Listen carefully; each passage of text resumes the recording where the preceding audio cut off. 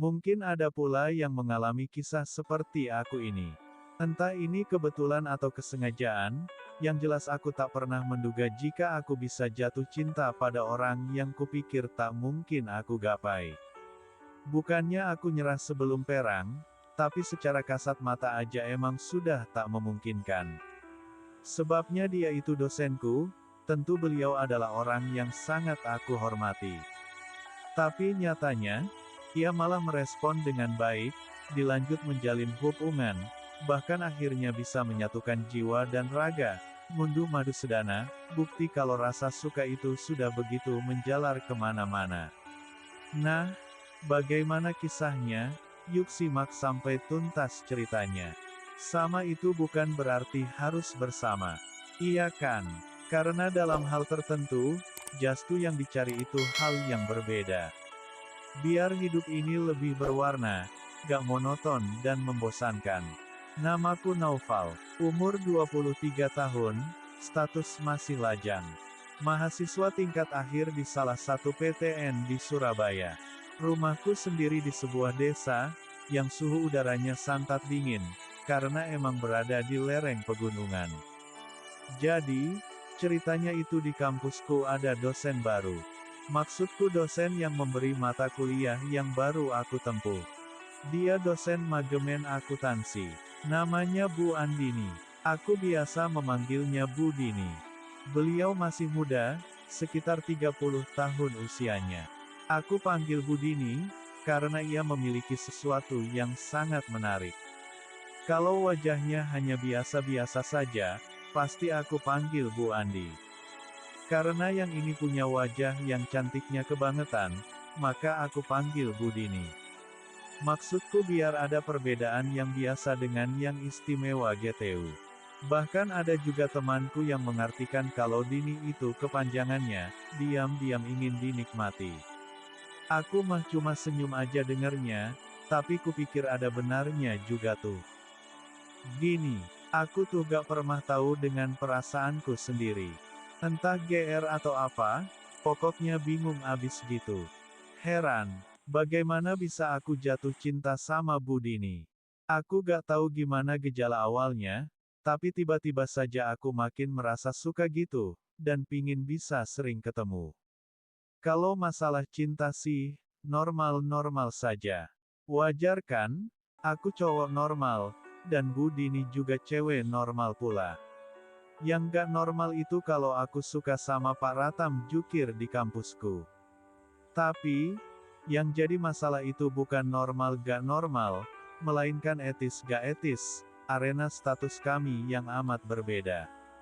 Aku ini seorang mahasiswa, sedang Bu Dini itu dosenku. Inilah yang jadi persoalan serius. Seperti ada pembatas yang membentang di antara kami. Fatalnya lagi, bahkan yang paling riskan itu, Bu Dini sudah punya suami. Itu kan sama saja aku mau pasang penyakit, yang bisa menggerogoti dan menghabisiku setiap saat.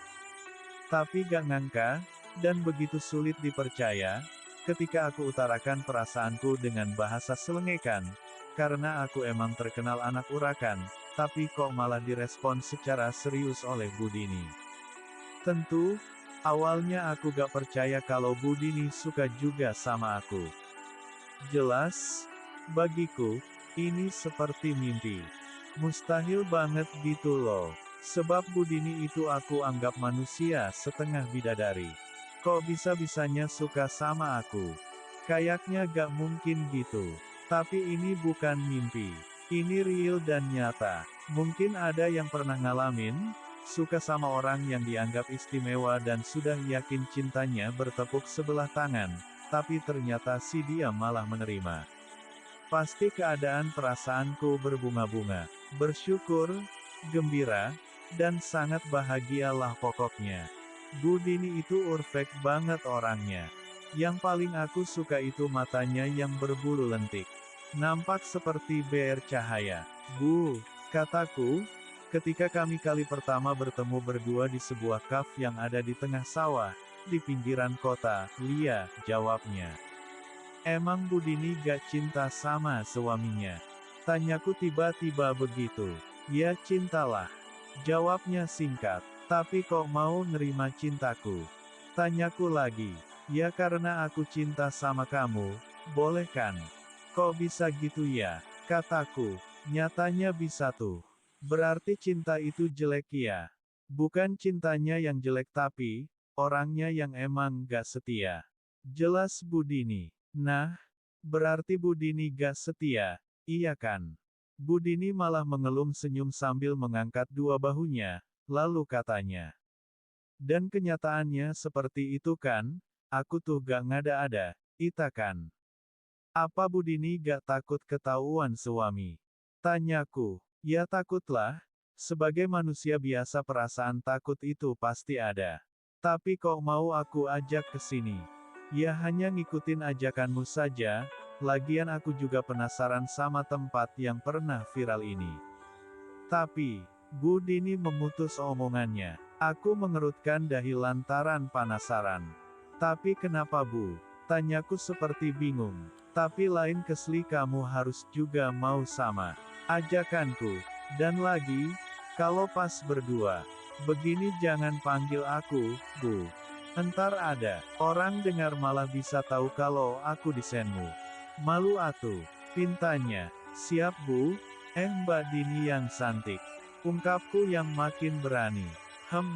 Ternyata kamu pinter ngegombal ya. Aku mah bukan ngegombal, tapi ngomong kenyataan. Karena semut pun ande bisa ngomong, pasti juga akan bilang kalau Mbak Dini ini cantik. Bener gak sih? Ada asa kamu ya Val. Ucapnya sambil nyubit lenganku.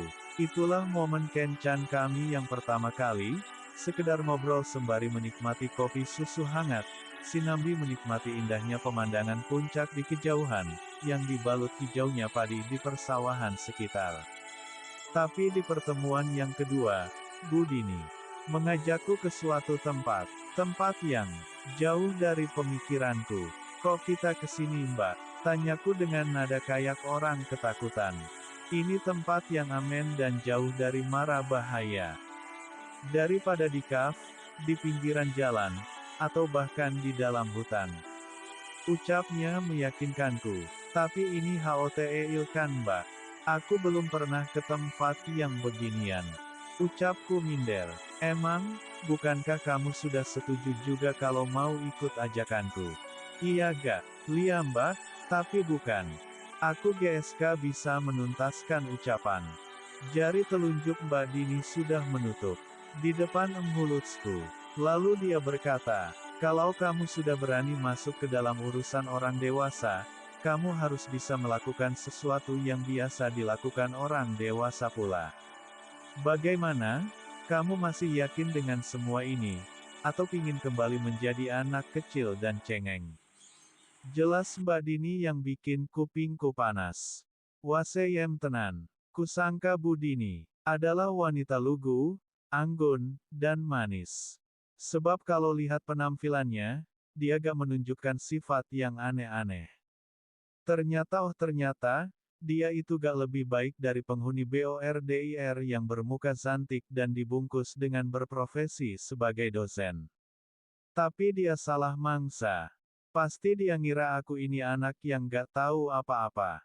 Bukan pamer, biar masih 23 tahun, tapi sudah beberapa kali dapet perawan. Jadi di kampus aku ini idola. Banyak mahasiswi yang kesemsem alias pingin jadi pacarku. Tapi aku hanya ambil beberapa yang kurasa paling aku suka. Dan rata-rata hubungan 2 bulan jalan sudah aku isep madunya. Dari situlah aku nyoba mengupgrade selera cintaku, dengan menciba pada Bu Dini, dan alhasil, aku sukses. Kembali lagi ke cerita lagi. Lalu dengan masih berdiri, kedua tangan Mbak Dini melingkar di pinggangku. Aslinya mau ke IHR, karena aku terlalu tinggi untuknya, akhirnya gak jadi. Suamiku itu ganteng juga loh, tapi masih lebih ganteng kamu. Kamu bukan ganteng, tapi tampan, karena kulitmu putih. Ujarnya semacam merayu atau apa gitu. Aku gak menanggapi, hanya merasa bangga di hati. Dan karena aku diam, Mbak Dini ngomong lagi sambil jari telunjuk masih nempel di BB2R ku. Sebenarnya sudah lama juga aku nunggu saat-saat seperti ini. Tapi aku selalu sadar kalau kamu mahasiswaku. Tapi setelah kamu nembak aku, kesadaran itu luntur. Lalu satu tangannya meraih lerku. Ditariknya, aku pun paham maksudnya, empatku merunduk. Maka bertemulah BBR kami. Sampai di situ aku masih bersikap seakan aku ini masih pemula yang polos dan butuh dibimbing. Dan Mbak Dini pelan-pelan melakukannya dengan velan dan halus. Namun sekitar di menit 5, ketika gelora mudaku sudah mencak-mencak, seketika aku mengambil langkah yang pas dan tepat. Gunung jukruk tak jak ngopi, segoro muruk tak seberangi, banjir bandang tak langeni, penting aku iso bebas berekspresi. Aku terjang semua yang nampak di mataku. Aku buat Mbak Dini bagai ombak bergulung-bergulung mengejar buih terus berlari. Pasang surut silih berganti-ganti tiada henti. Sampai akhirnya kami menggulung diri dalam gelombang besar yang menyeret kami, hingga terdampar di pantai mengekap bumi. Ku dengar nafas terzengal dari Huluts Mbak Dini seperti abis maraton, keringat membasahi persada, dan kulihat alam sekitar porak-poranda bagai diterjang puting beliung, berantakan semua yang ada, gambaran betapa dahsyatnya paduan kekuatan tenaga dalam antara aku dan Mbak Dini. Tapi kini, semuanya tinggal sisa-sisa perjuangan. Mbak Dini sudah gak ada perlawanan. Sudah banyak diam, dan terpejam. Dan, ekspresi seperti inilah yang paling aku suka.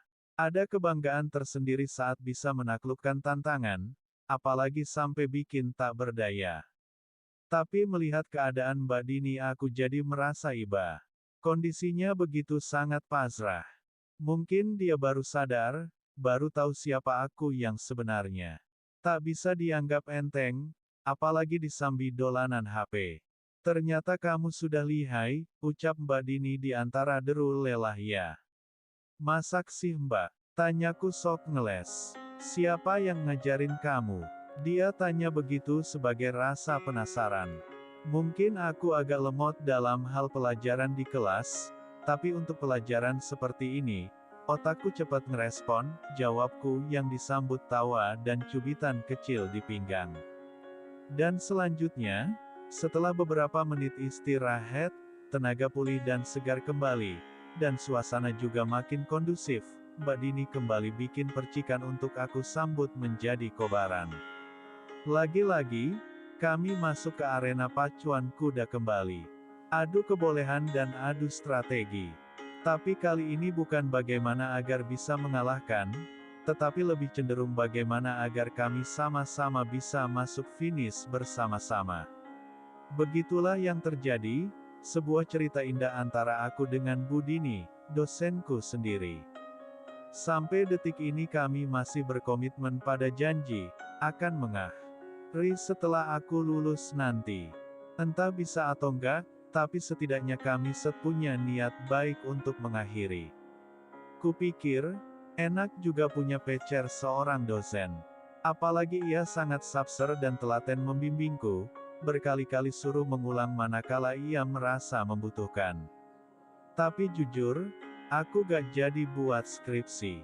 Kata Mbak Dini aku usah buat skripsi, tugasku cukup bikin hatinya senang dan bahagia, soal skripsi mah nanti pasti akan jadi dengan sendirinya.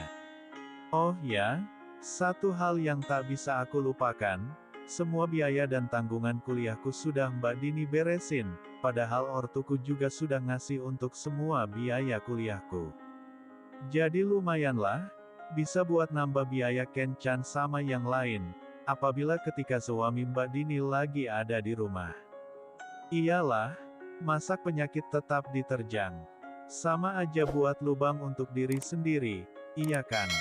Biasa, tiap masa itu mesti ada susah ada senangnya, ada sedih ada gemburanya.